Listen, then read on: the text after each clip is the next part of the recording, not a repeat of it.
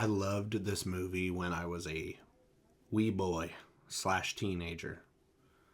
Does it still hold up the same way? Let's find out. From the crypt,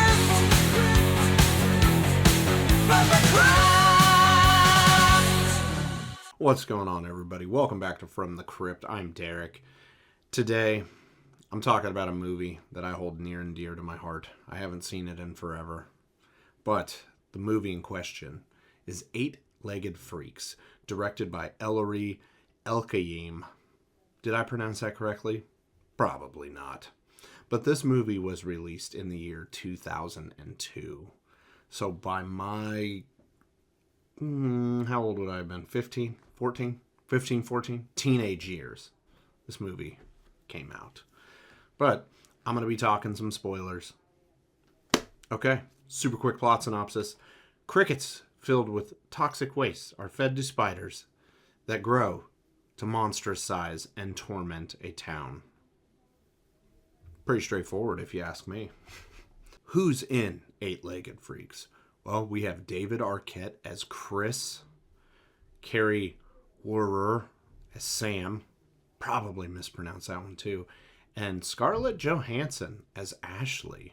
What's good about Eight-Legged Freaks? First and foremost, right out of the gate, David Arquette. You can't really tell, and my office is kind of a mess, but right over here is a cardboard sign that I have painted with permanent marker. I took to my first wrestling live event that I went to, which was AEW, and it was CM Punk's night that he premiered.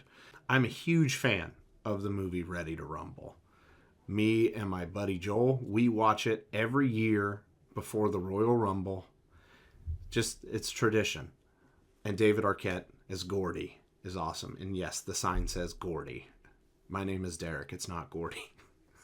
So I'm holding that up at any wrestling event I go to. But David Arquette's awesome in everything. I mean, he was in Airheads. Awesome. Little role in that. Dewey in the Scream movies. Awesome. Come on. Ready to Rumble, like I mentioned. And David Arquette's a huge wrestling fan who actually, was kind of a disgraced WCW World Heavyweight Champion. He doesn't, he was still a world champion. But then he went and did a death match with Nick Gage to prove, no, I'm not, I'm more than that. And so he's got all my respect. I would love to meet him at a con sometime because he just seems like an awesome dude. But his movies are just kick-ass. Just being honest. Now, this was aimed to be an homage to the creature features of the 50s with, just big-ass ants or, big-ass spiders, whatever. And it nails it. Is the story, top-notch and Oscar-worthy? No. Does it need to be? No. It's a fucking horror comedy, and it gets it, and it nails it.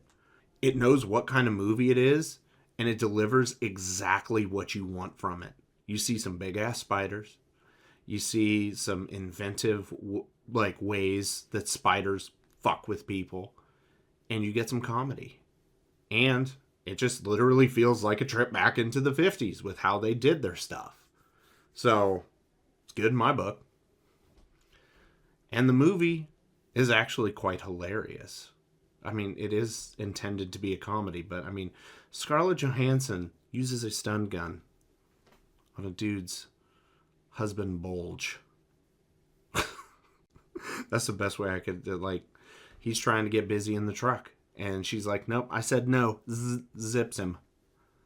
And you know what? He pisses all over himself.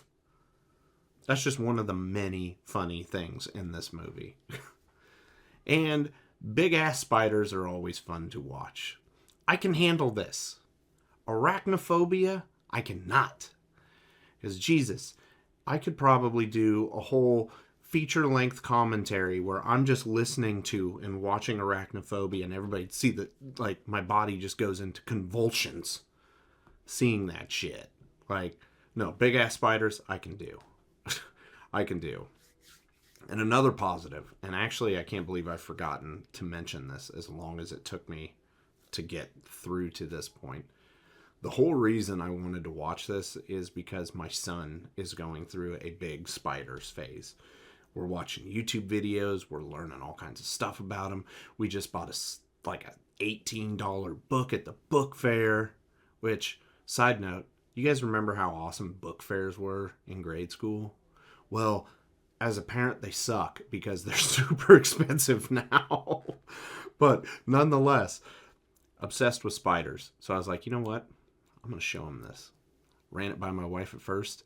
She shot that down. So what happened? I patiently waited until she was working late one night, and then we watched it. And then she got home about halfway through it.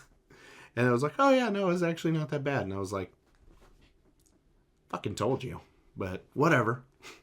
But no, he had a ball with it. And I know we watched it like a week ago. And immediately after that, I want to watch Eight-Legged Freaks. I want to watch Eight-Legged Freaks. I want to watch Eight-Legged Freaks. I love the trapdoor spiders. I love the trapdoor spiders. So I'm glad that I was able to share a piece of my childhood, another piece, with my son that he enjoyed as much as I did. So this movie, it's not super gory, and you can watch it with your kids, and they will like it. Or if they're afraid of spiders, this will probably make them never want to go outside again. So, I mean, read the room. You figure it out.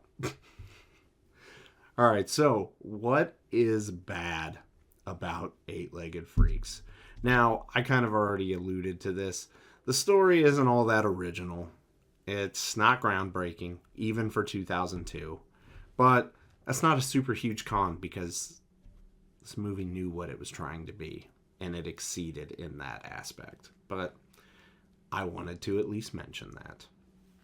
And actually, shout out to my buddy James from class, because I was talking with him about it, because we are the two oldest people in radiology class, or the program right now for the year that we're in.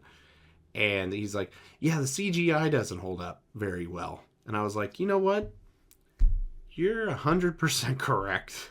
The CG, while in 2002, was passable. We'll say passable at best. Today, it's not so good. So if somebody went back and like if Corridor Crew went back and redid those spiders, we could be on to something here. So just saying, share this with Corridor Crew. Let's make some magic happen. But let's move to rewatch by review. Would I rewatch Eight-Legged Freaks? Oh, hell yes, I would. Would I buy this? Hell yes. Actually, I think they have it on Blu-ray. I need to get on that. Maybe I already own it. I don't know. If I don't own it, I will at some point in time. You bet your ass on that. What score would I give Eight-Legged Freaks? Eight-Legged Freaks is getting a 7.5. This movie to me is crucial in describing my teen years. It's a goofy classic, and I am happy to report that it still holds up to this day. And my son absolutely loved it. So we will be watching it more and more in the future. That will do it for Eight-Legged Freaks, guys. Make sure to comment your thoughts down below on what you think of this classic horror comedy. Drop a like on the video if you enjoyed yourself, and consider subscribing to the channel if you have not. We're pushing for 200. It'd be great to have you on board. But until next time, have a good one, guys.